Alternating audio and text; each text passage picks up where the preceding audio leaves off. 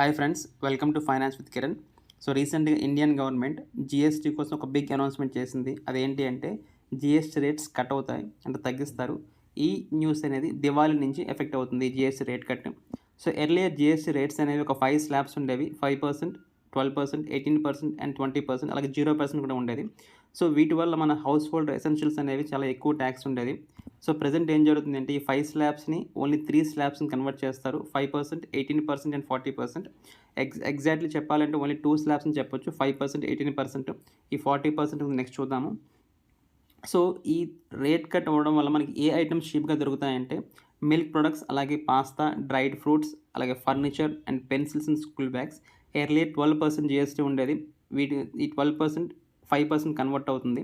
వీటితో పాటు house hold expansion అంటే ఎసెన్షియల్స్ అంటే టీవీస్, వాషింగ్ మెషిన్స్, బైసైకిల్స్, అలాగే agricultural equipment and umbrellas. Earlier 28% ఉండేది జీఎస్టీ. ఆ 28% కాస్త 18% తగ్గుతుంది. నెక్స్ట్ 40% థర్డ్ స్లాబ్ ఉంది. ఈ third slab 40% only 5 to 7 items ఉంటుంది. అదేంటి అంటే pan masala, alcohol, tobacco and online gaming. ఇంకా ఈ ఆన్లైన్ గేమింగ్ కూడా రీసెంట్ న్యూస్ ప్రకారం అది కూడా ఎంటైర్ ఇండియా బ్యాన్ చేయొచ్చు.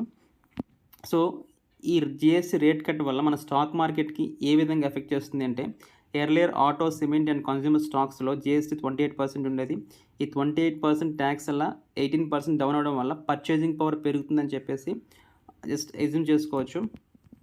వీటితో పాటు retail, hotel and financials earlier వీటి మీద 12% జీఎస్టీ ఉండేది.